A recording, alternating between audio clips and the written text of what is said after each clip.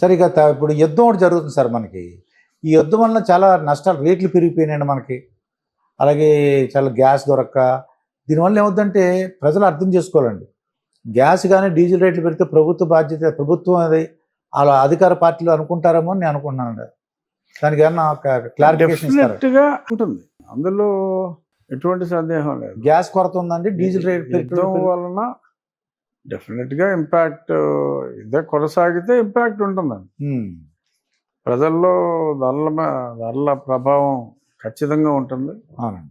So దాని impact ఓవరాల్గా కూడా ఉంటుంది. ఇప్పుడు అంటే ప్రభుత్వం కావాలని చేసింది కాదు అని చెప్పాలి. మనకు సంబంధం లేదు కదా, ఏయో 2 దేశాలు కొట్టుకుంటున్నాయి. సో కొట్టుకున్నప్పుడు ఎఫెక్ట్ వేరే దేశాల మీద పడుతుంది. సో వేరే దేశాల మీద పడ్డప్పుడు ఆర్థికంగా కొన్ని ఇబ్బందులు ఉంటాయి. ఇబ్బంది వచ్చినప్పుడు మరి కొంత ప్రభుత్వం రిజర్వ్స్ నుంచి కొంతవరకు ఖర్చు పెట్టగలిగిన స్థాయిలో ఖర్చు పెడతారు, సబ్సిడీ ద్వారా కావచ్చు, మరో రకంగా. బట్ బియాండ్ కంట్రోల్ అయితే మనం కన్జంప్షన్ తగ్గించుకోవాలి. అదే ప్రజలకు కొన్ని సూచనలు ఏంటంటే చాలామంది చెప్తున్నారండి, గ్యాస్ జాగ్రత్తగా వాడుకోండి, ఒకేసారి వండుకోండి, అలాగే చెప్తున్నారండి. ఎలక్ట్రిక్ ఇండక్షన్ కావాలండి, అలాగే ఎలక్ట్రిక్ ఓవెన్ అని, ఎలక్ట్రిక్ కెట్లు, ఎలక్ట్రిక్ ఫ్రైయర్ అవి ఉపయోగించుకోండి అని కొన్ని సోషల్ మీడియాలో ప్రజలు సలహాలు ఇస్తున్నారండి. గ్యాస్ లేదని భయపడద్దని చెప్పేసి వాళ్ళు చెప్తున్నారు, కొద్ది సలహాలు కూడా ఇస్తున్నారండి. అదే మీ ద్వారా, ఎందుకంటే ఏంటంటే అధికారంలో ఉన్న పార్టీకి, అది అధికారంలో ఉన్న ప్రభుత్వానికి, ఆ పార్టీకి చెడ్డ పేరు రాకుండా నేను ముంజాగ్రత్త చెప్తున్నామాట. అంటే వీళ్ళ వల్లే రేట్లు పెరిగిపోయిందని కొంతమంది ప్రచారం చేయడానికి అవకాశం ఉందండి. యుద్ధం ఉందని అందరికీ తెలుసు కదా, అయినా సరే కొంత ఇబ్బంది కలుగుతుంది, అందులో ఎటువంటి సందేహం లేదు. అవునండి. అంటే ఎమ్మెల్యేలు కానీ ఎంపీలు అంటే రాజకీయ అధికారంలో ఉన్న వాళ్ళు చెప్పాలి సరే ప్రజలకి, రేట్లు మా వల్ల కాదు అని చెప్పి తెలిస్తే కొద్దిగా అవేర్నెస్. ప్రజలకి అవేర్నెస్ ఉందండి, ప్రజలు అంత తెలివి తక్కువ కాదు. Okay sir. స్కూల్లో అటెండెన్స్ టీచర్ గారు అటెండెన్స్ తీసుకుంటారు సార్. అటెండెన్స్ రాజు లేకపోతే రాముడు అలాగే లక్ష్మణ అలా పిలుస్తుంటారు. అలాగే మీరు అంటే ఎమ్మెల్యేలకి మీరు అటెండెన్స్ తీసుకోకూడదా సార్? లేదు, అటెండెన్స్ ఉంటుంది, అది ఆటోమేటిక్గా సీట్లో కూర్చున్నప్పుడు మేము ఇప్పుడు కెమెరాస్ పెట్టాం, అది ఆటోమేటిక్గా అటెండెన్స్ పడిపోతుందండి. అంతేగాని అంటే బయట రిజిస్టర్ పెడితే సంతకాలు పెట్టి ఇంత మునుపు ఉండేది, ఇప్పుడు లోపలే సీట్లో కూర్చుంటే అటెండెన్స్. ఓహో, సీట్లో కూర్చుంటే అటెండెన్స్. అయితే వచ్చి కూర్చుని అటెండెన్స్ చేసుకుని వెళ్ళిపోవచ్చా సార్? లేకపోతే సీట్లో కూర్చొని అంటే కనీసం ఒక 10 minutes అబ్జర్వేషన్ ఉంటుంది, 10 నిమిషాలు కూర్చుని వెళ్ళిపోవచ్చు అటెండెన్స్ వరకు. అయితే అది ఏంటి సార్, ఆ 11 మంది ఎమ్మెల్యేల గురించి అడుగుతున్నా సార్. డైరెక్ట్ గా రావట్లేదు కదా, ఓపెన్ గా రావట్లేదు. మరి వస్తే బాగుంటుంది డెఫినెట్గా. రమ్మనే మా స్పీకర్ గారు మేము చెప్తున్నాం, బట్ వారికి ఇంట్రెస్ట్ లేదు, రావట్లేదు. అంటే ఏం లేదు సార్, ఇప్పుడు ఆ 11 మంది ఎమ్మెల్యేలు ప్రజల్లో తిరగకుండా ఉన్నారనుకోండి, అసెంబ్లీలో మాట్లాడారనుకోండి, పేరు ఉండదు, మళ్ళీ గ్యారంటీగా ఓడిపోతారు అనేసి కొంతమంది అంటుంటారండి. కొంతమంది ప్రజలు వాళ్ళు ఎవరో కూడా తెలియదు. ఇప్పుడు నిజంగా మీరు అడిగిన 11 మంది ఎమ్మెల్యేలు మీరు చెప్పగలరా లేదో నాకే డౌట్, నాకు కూడా తెలియదండి. అవును, వాళ్ళు రావాలి. ఒకళ్ళు తెలుసండి, చంద్రబాబు మన జగన్మోహన్ రెడ్డి గారు తెలుసండి. అదే కొంచెం ఫేమస్ పేర్లు తెలుస్తాయి, పెద్దిరెడ్డి గారు ఇలాంటివి 2-3 తెలుస్తాయి. మిగిలిన వస్తే కొంచెం ఎక్కువగా తెలిసే అవకాశం ఉంటుంది.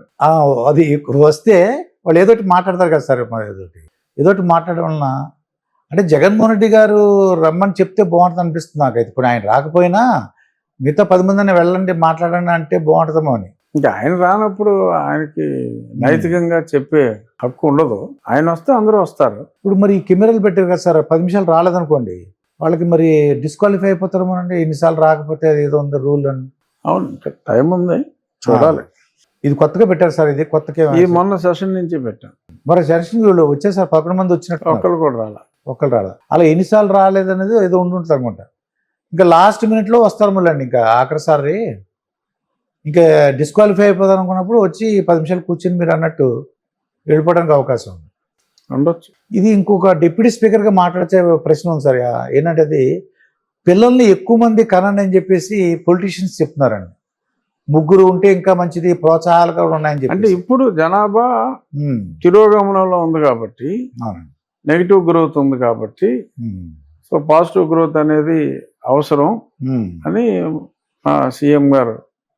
అది నిజంగా ఇప్పుడు మిగిలిన దేశాలన్నీ కూడా, ఇప్పుడు చైనా కూడా ఇన్సెంటివ్స్ ఇస్తుంది. మీరు రెండో వాడిని కంటే గతంలో ఒక్కడే అని చెప్పి బాగా కంట్రోల్ చేశారు. ఇప్పుడు వాళ్ళు జనరేషన్ ఓల్డ్ అయిపోతుంది, వాళ్ళు కూడా రెండో వాడిని కంటే చాలా ఇన్సెంటివ్స్ ఇస్తున్నారు.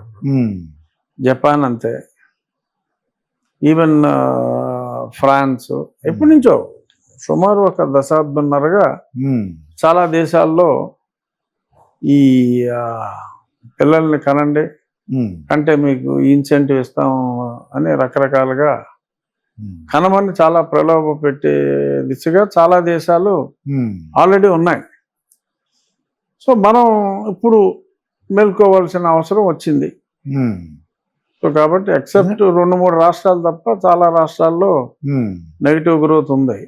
ఇప్పుడు జనరల్గా 60 సంవత్సరాలు దాటితే సార్ యాక్చువల్ ఏంటంటే మర్నాడు ఆరోగ్యం ఎలా ఉంటుందని భయపడుతుంటాం. కానీ చంద్రబాబు నాయుడు మీరు చాలా దగ్గరగా చూస్తుంటారు సార్. మీరు ఆయన ఏంటి సార్, ఏం ఆహారం తింటారు సార్? అది ఎంత ఎనర్జెటిక్గా ఏంటంటే మాకు ఫ్రెండ్స్ అందరూ ఉంటారు, పలానా ప్రోగ్రామ్ ఉందరా అంటే ఆ రోజు హెల్త్ టెస్ట్ ఉందనో లేకపోతే అందరం కలుసుకుందాం రండి అని అన్నాం అనుకోండి, ఇది హాస్పిటల్కి వెళ్ళాలనో లేకపోతే ఏదో ఒకటి మా చెప్తుంటారండి, హెల్త్ సమస్యలు చెప్తుంటారు. అటువంటిది ఈయన ముందే ప్లాన్ వేసుకుంటారు. చంద్రబాబు నాయుడు గారు దగ్గరగా మీరు చూస్తుంటారు కాబట్టి అంత ఎనర్జెటిక్గా అంత ఆరోగ్యంగా అసలు ఉండటానికి కారణం ఏంటి ఉంటుందంటారు? ఆయన ఎవ్రీడే ఎక్సర్సైజ్, ఆయన ఉదయం బాగా మితాహారం, ఎంత ఎనర్జీ కావాలి అనేది లెక్కలు వేసుకుని ఆయన ఇంత ప్రోటీన్ ఉండాలి, ఇంతే కార్బోహైడ్రేట్ ఉండాలి, ఇన్ని నట్స్ తినాలి, ఆ నట్స్ వలన ఎంత ఎనర్జీ. సో దాంతో ఆయన చాలా టాప్ హెల్త్ కాన్షియస్, అలాగే వర్కహాలిక్. రోజు 18 గంటలు పనిచేస్తున్నారండి కనీసం. తర్వాత మినిస్టర్లకు ఎమ్మెల్యే కూడా ర్యాంకులు ఇస్తున్నారు సార్. అది దానివల్ల మరి వాళ్ళ కోపం వస్తే అదేముండదంటారా? అది అంటే ఎవరి పనితీరు వాళ్ళకి తెలియచెప్పటం అనేది మంచిది. ఈవెన్ మాకు ఎల్లుండి ఉంది మా జిల్లా ర్యాంకులు సీఎం గారితో. పనితీరు ఎలా ఉంది, బాగు చేసుకోవాల్సిన అంశాలు అవి పిలిచి చెప్తున్నారని చెప్పి అన్నారు. మంచిదే అది.